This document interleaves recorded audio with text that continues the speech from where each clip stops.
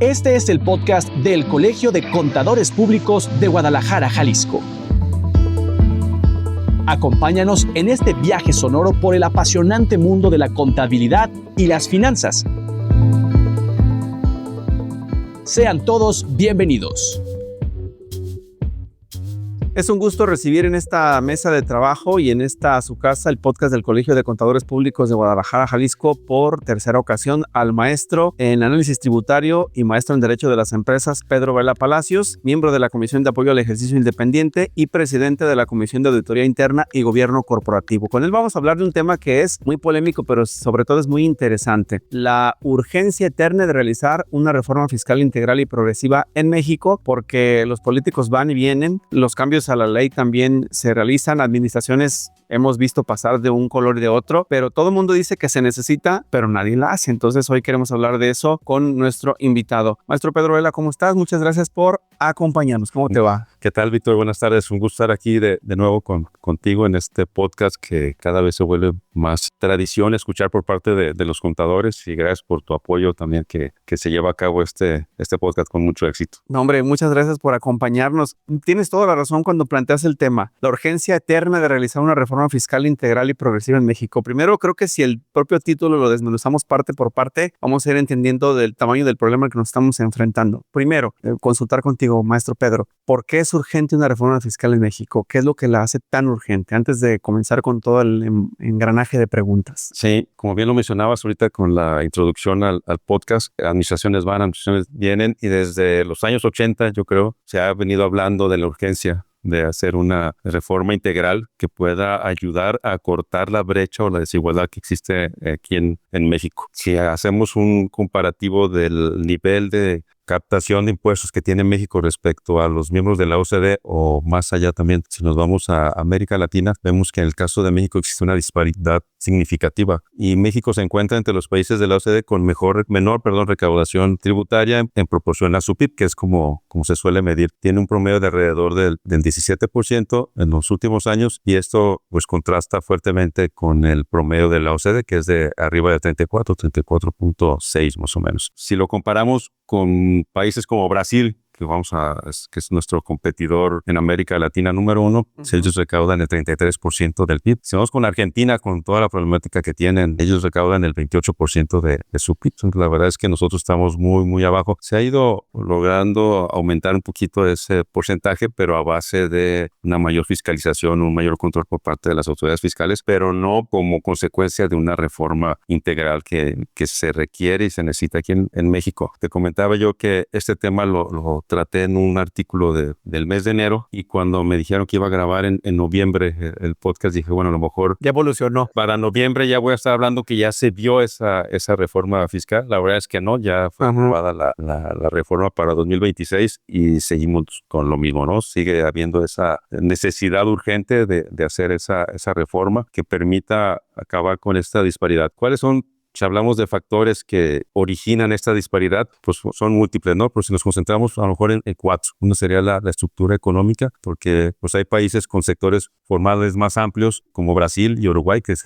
con los que nos comparamos generalmente, quienes logran una mayor recaudación, y como decimos en México, pues existe una gran informalidad, ¿no? También por otro lado, pues, son las políticas tributarias. Algunas naciones dependen de impuestos indirectos como el IVA, que sabemos que suelen ser menos progresivos o hasta momentos regresivos. Ahorita vamos a hablar un poquito más de estos dos términos. Como decía, la evasión, la informalidad sería otro de los factores, y el otro pues también la capacidad institucional, ¿no? Sabemos que existen administraciones tributarias débiles y algunas hasta corruptas en Centroamérica. En México, bueno, podríamos hablar que pudiera ser un poco débil con todo y los controles que ya se están haciendo, ¿no? Entonces, pues para aumentar este nivel de recaudación, pues se requiere de esta reforma integral y progresiva que elimine esta disparidad. Primero, con respecto a otros países que somos muy parecidos, pero sobre todo con el objetivo de disminuir la desigualdad, ¿no? Oye, maestro, y cuando un partido en el poder y el otro se han acusado de que no es integral la propuesta que se presenta, ¿a qué se refieren específicamente? Es decir, ¿le falta información, le faltan tecnicismos, le falta interés fiscal, le falta interés político para realizarla? O cuando hablamos de integral, ustedes que son los expertos, ¿a qué específicamente se refieren? Sí, bueno, integral es que abarque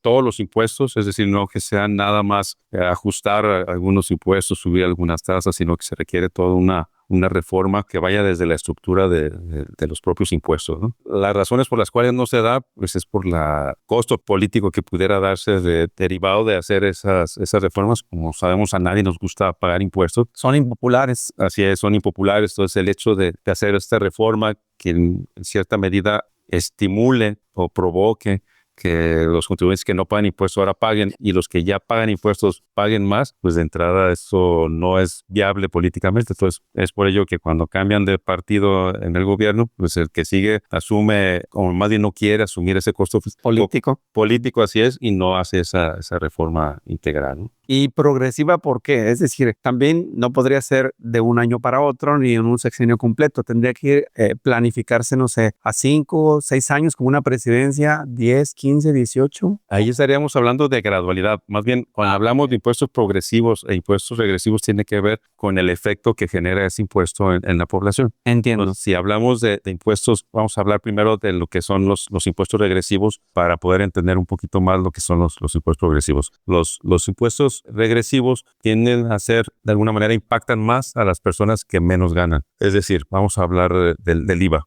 que es un impuesto que, de acuerdo a los estudios, se considera como un impuesto regresivo. Vamos a poner 3 ejemplos. Adelante. Vamos a poner a una persona, a un asalariado que gana 17,500 pesos. Es un sueldo mensual, es un sueldo y promedio, ¿no? Para un profesionista. Ahorita para un profesionista. Si este contribuyente de esos 17,500 destina poco más de la mitad o la mitad, 8,000 pesos para comprar bienes que causan el IVA, si sacamos el porcentaje de lo que representa ese IVA del total de sus ingresos, vamos a ver que paga alrededor de un 7.30% respecto de su ingreso de 17,500. Ajá. Si ese cálculo lo hacemos con una persona que gana 50,000, vamos a poner ya hablando de un gerente de alguna empresa, y gasta esos unos 8,000 pesos con gastos que están sujetos de IVA, representa nada más el 2.56% de su ingreso. Y ahí hay una regresión, o sea, ya no el que gana más, paga más. Si lo comparamos ya con una persona que gana 75, esos 8,000 pesos pagarían nada más el 1.71% del total de sus ingresos. Entonces, ahí es al revés.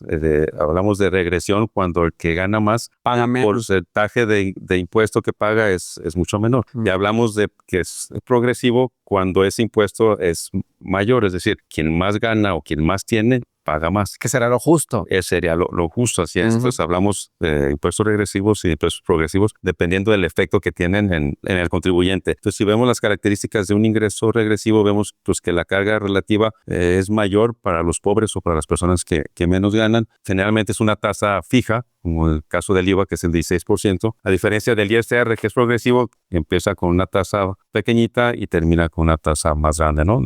Tenemos una tarifa que va aumentando conforme el ingreso va aumentando también. Entonces ahí la diferencia también radica en la tasa, ¿no? Generalmente un impuesto regresivo es una tasa fija. Generalmente son los impuestos al consumo, como es el IVA.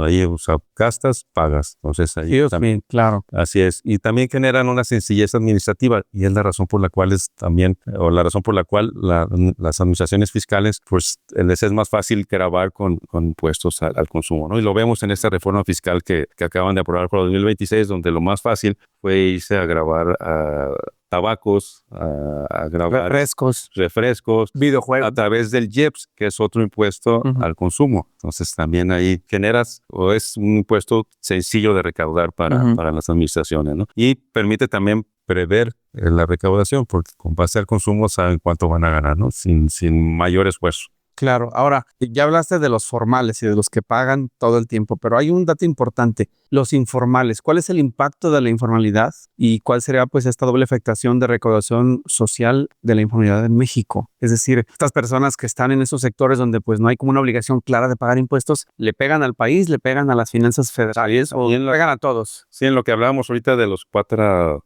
razones o 4 factores que pudieran afectar en el nivel de recaudación. Hablábamos de la informalidad y precisamente la informalidad tiene una doble carga o un doble efecto sobre el tema de los impuestos y la desigualdad, ¿no? Por un lado, pues reduce significativamente la base tributaria porque, como bien dices, no pagan impuestos, pero por otro lado acentúa y perpetúa la desigualdad. ¿Por qué? Pues porque esos trabajadores pues generalmente tienen sueldos por debajo del legalmente establecido, tienen 0 prestaciones laborales, que precisamente al ser informales pues no les pagan todas sus prestaciones y aparte pues no tienen acceso a servicio médico, ¿no? Entonces la informalidad tiene ese doble efecto. Si nos vamos a analizar el caso de México, pues México es uno de los países más desiguales del mundo, no de América Latina, del mundo. Según estimaciones, solo el 10% de la población de México concentra el 79% de la riqueza que se genera en México. O sea, solamente 10 personas de 100 que trabajan son las que concentran el 79% de la riqueza en México. Y de acuerdo al último informe de evaluación de política de desarrollo social del Coneval, que se hizo en 2024, 46.8 millones de personas en nuestro país, que equivalen más o menos a 36.3% de la población, viven en situación de pobreza. Entonces, somos un país totalmente desigual. Una diferencia abismal entre las dos partes. Sí, y estos 36.33%, que son más o menos 37.7 millones, que equivalen al 29.3, están en pobreza moderada y 9.1 millones de individuos están en condición de pobreza extrema. Pues estamos hablando que es muchísimas las personas que están en situación de pobreza, ¿no? Nos estamos acercando a la mitad del podcast y me gustaría saber, la reforma tiene aparentemente una serie de claves y particularmente el impuesto sobre la renta es sobre el que más se debate. Pero yo quiero saber por qué la reforma tendría que enfocarse en realizar cambios a la ley del ISR en lugar, por ejemplo, de otros impuestos y qué beneficio ha sido comprobado al aumentar, por ejemplo, la progresividad de los mismos. Sí, como decíamos hace un momento, el ISR sí es un impuesto progresivo porque paga más el que más gana o el que más tiene. Entonces los impuestos progresivos contribuyen precisamente a que se elimine o que disminuya, porque creo que es imposible eliminar la desigualdad, pero sí disminuirla, ya que estos impuestos pues se cobran de manera equitativa entre los diferentes segmentos de la población. Es decir, si tú ganas poco, pues pagas poco impuesto, ¿no? Y no tiene que ver con el consumo, como lo platicábamos. Y la progresividad, pues es un pilar fundamental y se debe de buscar que esta reforma integral que urge hacer en nuestro país, pues se enfoque en el ISR o en un impuesto que grave a las utilidades o a la renta de manera progresiva. Ahorita a lo mejor estamos acotados a que existe el ISR y el IVA, pero recordarás que en años pasados existieron algunos otros impuestos que también trataron de gravar la riqueza, pero bueno, habrá que ser creativos y en esa reforma estructural o integral, pues habrá que buscar los impuestos que sean progresivos, ¿no? Si nos concretamos ahorita los que hay, pues el ISR es el impuesto al que tendrían que enfocarse para llevar a cabo esta reforma integral, ¿no? Y el enfoque de la ley del ISR es necesario porque diversos estudios nos han dicho que este es el impuesto más progresivo que existe en México, ¿no?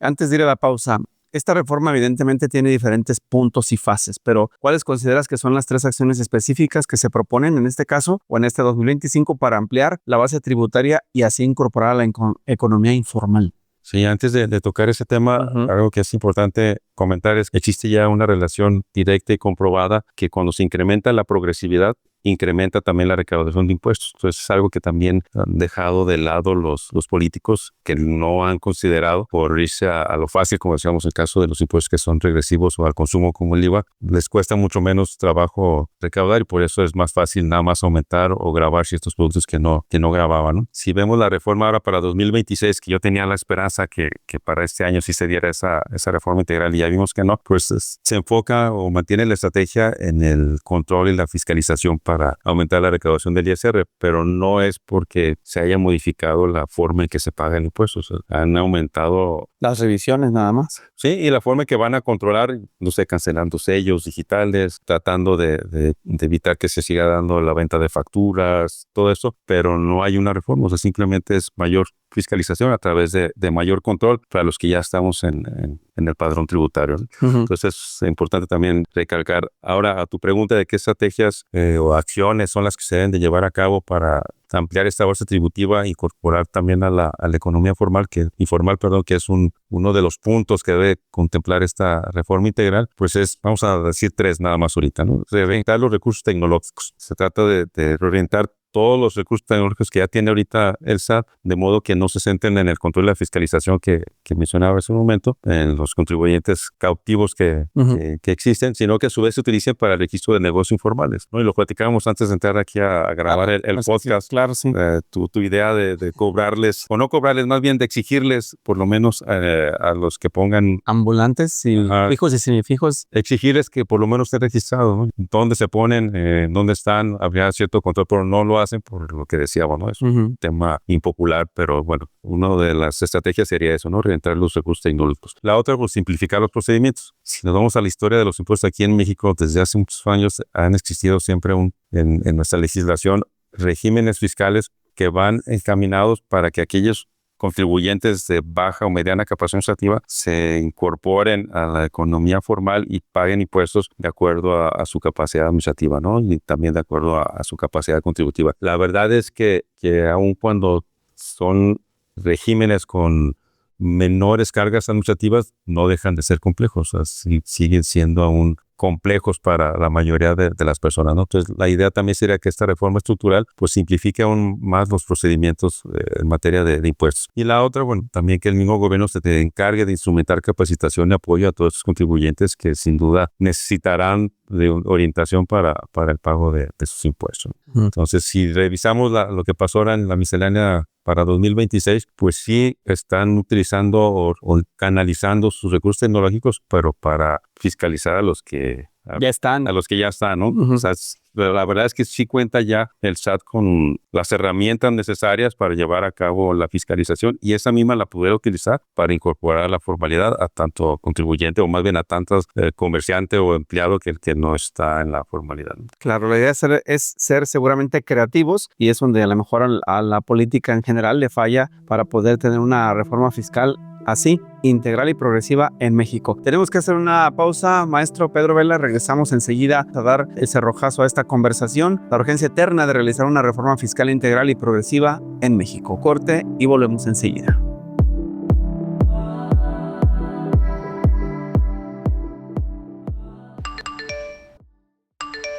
¿Recibiste una carta invitación del SAT o quieres evitarla en el futuro? Entonces no te puedes perder el curso clave del Colegio de Contadores Públicos de Guadalajara, Jalisco, este jueves 11 de diciembre de 2025, Cartas Invitación SAT, Fiscalización Persuasiva. Podrás tomarlo presencialmente o en línea por Zoom, como mejor se adapte a tu agenda.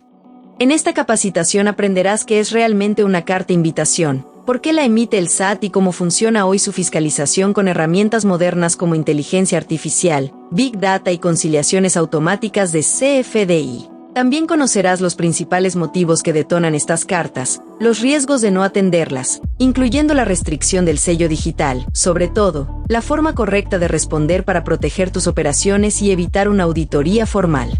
Para apartar tu lugar, llama al 33 3629 7445 o envía un correo a informes@ccpg.org.mx. Inscríbete ya.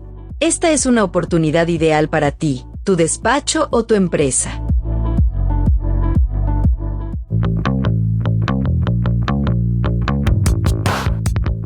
El Colegio de Contadores Públicos de Guadalajara, Jalisco, invita a todos los profesionales vinculados al cumplimiento normativo a participar en el taller de metodología de enfoque basado en riesgos para actividades vulnerables, que se llevará a cabo el jueves 8 de enero de 2026, de 10 a 14 horas, en modalidad presencial y en línea. Este taller ofrece una formación técnica rigurosa, enfocada en el diseño, documentación e implementación de un enfoque basado en riesgos aplicable a sujetos obligados en materia de prevención de lavado de dinero. Los participantes desarrollarán competencias para identificar riesgos inherentes, ponderarlos, definir controles y medidas mitigantes, así como evaluar el riesgo residual y estructurar un plan de acción integral, conforme a los criterios actuales de regulación y mejores prácticas internacionales. La información completa sobre requisitos, costos y modalidades de participación se encuentra en la página web del Colegio de Contadores que ya conoces. Para inscribirte, comunícate directamente al Colegio de Contadores Públicos de Guadalajara o consulta los mecanismos de registro disponibles en la página oficial.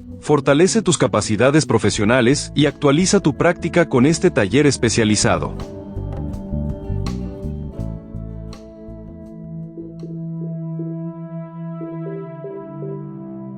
Pues ya estamos de nuevo con ustedes. Muchísimas gracias por escuchar este podcast del Colegio de Contadores. Les recuerdo que nos acompaña el maestro Pedro Vela Palacios, quien es presidente de la Comisión de Auditoría Interna y Gobierno Corporativo y miembro de la Comisión de Apoyo al Ejercicio Independiente. La urgencia eterna de realizar una reforma fiscal integral y progresiva en México. Ya hemos escuchado algunas de las consideraciones, pero falta mucho más por abordar. Así que, maestro Pedro Vela, otro de los temas que nos quedan pendientes en este caso es cuáles son los, digamos, beneficios sociales y legales de una reforma fiscal. ¿A qué me refiero con este punto en particular? ¿Cómo contribuiría una reforma progresiva a reducir la desigualdad y fortalecer el Estado de Derecho en México que tanta falta hace? Como comentamos, en el caso de los impuestos, cuando son progresivos, pues le cobran mayor impuesto a quien más gana, ¿no?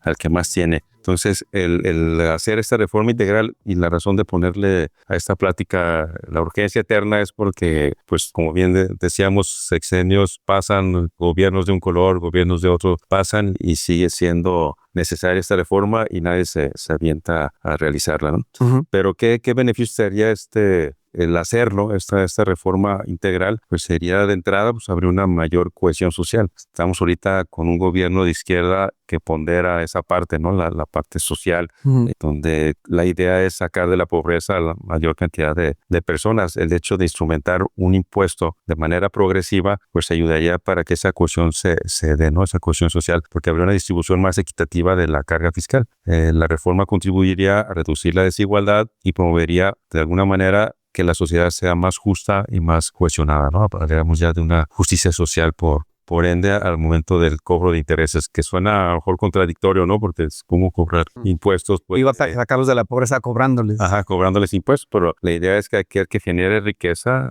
pues pague los impuestos. Y claro, al ser progresivo, pues las clases más favorecidas o que más ganan dinero, o los ricos, como les llaman a este sector, o las personas que son dueñas de los negocios aquí en México, pues pagarían más impuestos. Entonces eso ayudaría sin duda, ¿no? Por otro lado, pues hay que también fortalecer el Estado de Derecho al hacer esta reforma, que sería estructural, porque abarcaría pues muchísimos temas, no solamente el hecho de aumentar tasas o de incorporar la informalidad, sino buscar que efectivamente se lleve a cabo esta instrumentación de la reforma. Entonces esto ayudaría también, por un lado, a reducir la informalidad, que como vemos es un problema grave aquí en México, porque como lo veíamos en cifras, o sea, si vemos la PEA, que es la población económicamente activa, de 100 personas que son económicamente activos, 54 están en la informalidad. O sea, más de la mitad son informales. Entonces, eso dice muchísimo, ¿no? Entonces, a lo mejor cuando hablamos de porcentajes nos perdemos un poquito, pero ya... En números es muy claro. Sí, es muy claro. Entonces, 54% de la población económicamente activa está en el sector informal, ya sea porque tenga un negocio o porque trabaje para una persona que tenga un negocio informal. Es importantísimo que la informalidad se reduzca para efectos de aumentar la recaudación de impuestos. Y claro, pues esto va a contribuir a fortalecer el Estado de Derecho, porque va a fomentar que entre los contribuyentes haya una mayor cultura y cumplimiento de los impuestos, ¿no? Ahorita muchos dicen, ¿para qué pago impuestos si el de enfrente no paga, ¿no? O el que se pone aquí afuera de mi negocio sin pagar ningún solo peso de impuesto, me roba la venta que a mí con tanto esfuerzo y pagando mis impuestos, pagando mi seguridad social, pagando a mis trabajadores, pues se ve mermado, por un lado, por el pago de estos impuestos o estas contribuciones, por otro lado, porque se pone un ambulante en la parte de enfrente de mi acera o de mi negocio y vende lo mismo que yo sin el cargo o sin la paga de estos impuestos, ¿no? De esas contribuciones. Entonces ya al existir esta reforma o que la mayoría de los informales se incorporen al pago de los impuestos, habría también ya este fortalecimiento del Estado de Derecho, ¿no? Ya no habría esa excusa de no pago impuestos o porque yo nomás tengo que pagar y los demás. Claro, que además creo que lo que ha faltado de las diferentes administraciones en todos los colores que ha habido en este país es el explicar sin tantos rodeos los beneficios del pago de los impuestos. Le hemos platicado en otras ocasiones con distintos temas en este podcast del Colegio de Contadores. Hoy, por ejemplo, y el más claro ejemplo me parece en lo personal, son las pensiones para el bienestar. El recurso que se está otorgando a las personas que no aportaron en su vida laboral a las instituciones como el Seguro Social o que pagaron impuestos de manera formal, se está obteniendo mayoritariamente de quienes sí hicieron esas aportaciones, empresarios y empleados. Entonces, el momento de que esta reforma integral y progresiva incorpore a los informales, incrementa la base de recaudación, el monto a recaudar y, por supuesto, los fondos para distribuir entre las personas con esos programas sociales, ¿o me equivoco? No, sí, está muy bien. Aquí el punto es que no solamente se están pagando esas pensiones de las personas que aportaron en el pasado. Exacto. El problema ahorita es que se está comprometiendo el futuro de las pensiones de las personas que están trabajando actualmente, porque cada vez es mayor la presión, cantidad de ¿verdad? gente que está dentro de esos programas sociales o de bienestar, que de dónde sale ese dinero, pues tiene que salir de algún lado, ¿no? Ya vimos que en el último año del sexenio pasado, pues el déficit fiscal fue alto y hubo que recurrir a préstamo, ¿no? Ahorita, de alguna manera, con el aumento de la recaudación a través de la fiscalización y del control, pues han logrado sacar los recursos para pagar las pensiones, pero cada vez van en aumento. Hay que recordar también que nuestra población cada vez en México se está haciendo más vieja, o sea, somos más personas las que vamos a requerir en un futuro de una pensión, ya sea a través de una pensión que nosotros nos hayamos ganado a través de nuestro trabajo, nuestro esfuerzo, o de las que nos pueda brindar el gobierno, ¿no? A través de estas pensiones del bienestar. Si vemos la propuesta para 2026, sí busca el de financiamiento de esos programas sociales prioritarios, o sea, del bienestar, algo de salud, algo de educación, y al mismo tiempo establece incrementos, pero en IEPS, lo que dijimos en otro puesto, que es también regresivo porque es al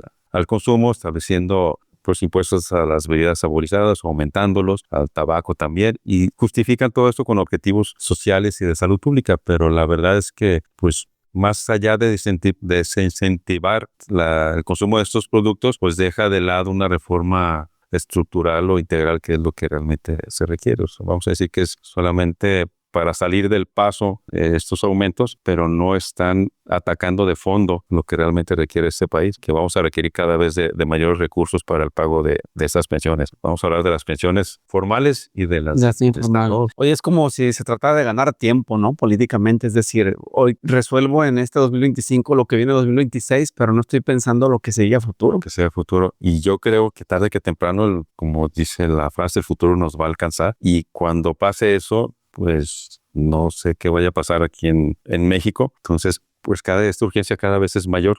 Esta reforma, creo que ya lo he comentado otras veces, no debiera de pasar este sexenio, pero han pasado 3 sexenios y sigue lo mismo. Sí, lo mismo, pero sí. creo que tarde que temprano tendrán que hacerlo. Es más, yo diría que políticamente, y eso lo digo como una aportación personal a esta conversación, debería la propia autoridad federal, con la popularidad que tiene la presidenta de México y tuvo en su momento el presidente pasado, el convencer a esa población que es mayoritariamente la que los respalda y que está distribuida en diferentes localidades, algunas muy económicamente afectadas, de lo importante que es pagar los impuestos. Es decir, ya que tienes a la base de tu lado, convéncela de que entonces pague impuestos, ¿no? Sí. Y listo.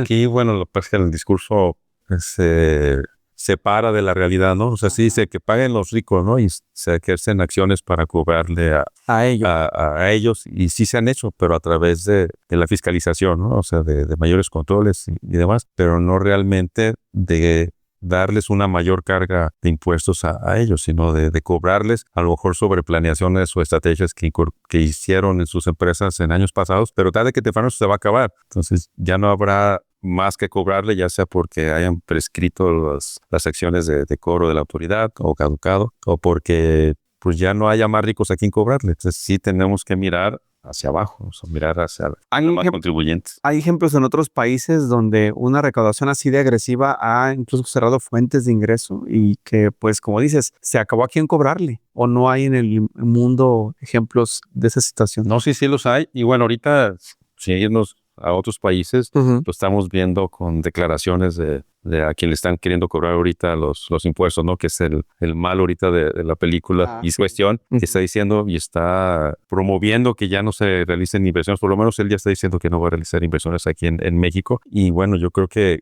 muchos se la están pensando por hacerlo. Ya vimos también hace, no sé, unos 10 días que hubo un comunicado por parte de directores de empresas a nivel global, donde ven con preocupación que se está acabando la división de poderes aquí en México, y ven también como un problema de inversión. Eso, ya no estamos metiendo mejor a temas políticos, pero al final sí, o sea, el hecho de no hacer las cosas bien sí afecta a la inversión extranjera, a la inversión nacional. O sea, ¿quién va a querer invertir aquí cuando se ve afectado su interés, ¿no? En un cobro de algo que pudiera no ser porque evadiste impuestos, sino simplemente porque aplicaste la ley y al momento que llega la autoridad te dice, no, no estoy de acuerdo con tu criterio y no te reconozcan el derecho de defenderte. En fin, son muchísimas cosas, pero sí, si nos vamos a la parte fiscal, sin duda el instrumentar reformas mal hechas tiene como consecuencias el que la gente no quiera o que los inversionistas no quieran hacer negocio aquí en México. Claro, porque lo que no podemos ocultar como realidad es el hecho de que pues cada vez se habla menos de incentivos fiscales, que eso sí fue una regla durante por lo menos los últimos, no sé, 2 o 3 sexenios antes de esta famosa transformación. Pero bueno, retomamos el rumbo y ahora lo que nos interesa es también en el cierre de esta conversación, maestro Pedro Vela Palacios, el decirle a los colegas del colegio qué hacer, es decir, qué tipo, por ejemplo, de servicios profesionales van a tener mayor demanda y qué nuevas competencias serían indispensables tener para un contador público ante la llegada ya de esta reforma fiscal. Sí, como vemos ahorita la reforma para 2026 pues se ha centralizado en incrementar sanciones por CFDIs falsos, la suspensión de sellos digitales por la falta de materialidad, que es un término que últimamente estamos hablando mucho de ello en temas fiscales. Y claro, pues todo esto pues requerirá de profesionistas que estén capacitados para atender estas auditorías o estas revisiones y que anticipadamente, a través del análisis de datos y pues del conocimiento fiscal también y de las empresas mismas, pues puedan llevar a cabo análisis de riesgos y puedan llevar a cabo también la prevención fiscal, más bien la prevención del pago de impuestos que no deben de pagarse, ¿no? Entonces, por una mala implementación de la contabilidad o del registro de los comprobantes o no darle seguimiento a los mismos, ¿no? Entonces sí se requiere que los contadores estemos mayormente capacitados y bueno, si hablamos ya de una reforma integral o estructural, no se diga, ¿no? El requerimiento de capacitación por parte de nosotros será mucho mayor, pero creo que pues somos los indicados para atenderlo y solamente aquellos que estemos capacitados podremos llevar a cabo estos trabajos, ¿no? Entonces sí, sin duda la implementación de la reforma integral progresiva generaría una mayor demanda de nuestros servicios de asesoría fiscal, de auditoría, de cumplimiento tributario y crearía sin duda oportunidades para todos los contadores públicos y sobre todo a los fiscalizados.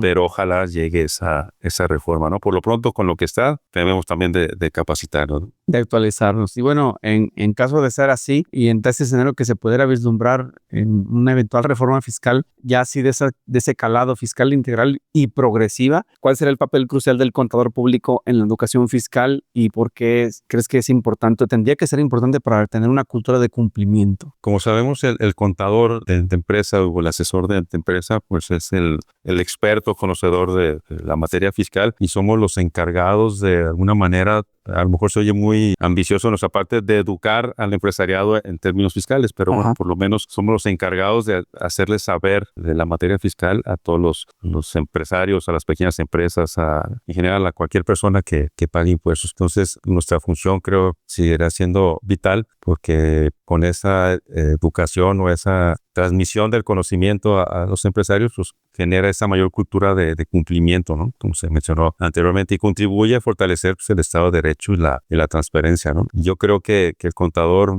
ahora más que nunca, pues, es vital dentro de las empresas, independientemente que se dé esta reforma, ¿no? Si vemos ahorita nada más el paquete económico para 2026, pues impone sanciones severas, incluyendo la prisión preventiva oficiosa en casos de CFDI falsos y aún procedimientos más estrictos como la cancelación de los sellos digitales. Entonces el contador se convierte en un agente de prevención esencial para proteger al contribuyente de multas, de consecuencias legales graves y claro, fomentando una cultura de transparencia y cumplimiento cabal ante el SAT cada vez más automatizado, porque así lo es, y más estricto, ¿no? Pues para terminar, una frase final para quien nos escucha, propia o que te hayas encontrado por ahí, que nos ayude a sintetizar todo este trabajo. Sí, aquí traigo una de Andrew Croft. Y dice que debe haber una sensación de urgencia antes de que algo se pueda suceder. Y creo que esta sensación de urgencia la hemos tenido por muchísimo tiempo, pero creo que hoy más que nunca con estos programas sociales que demandan cada vez más recursos, pues debemos de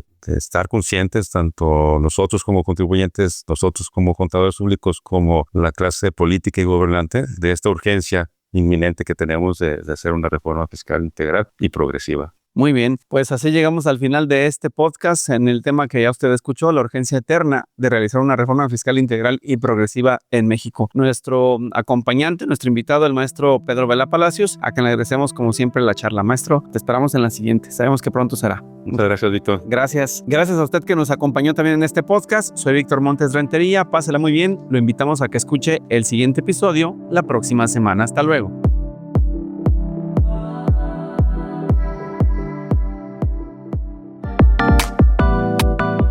Gracias por escuchar este podcast del Colegio de Contadores Públicos de Guadalajara, Jalisco. Te esperamos en el siguiente episodio. Hasta la próxima.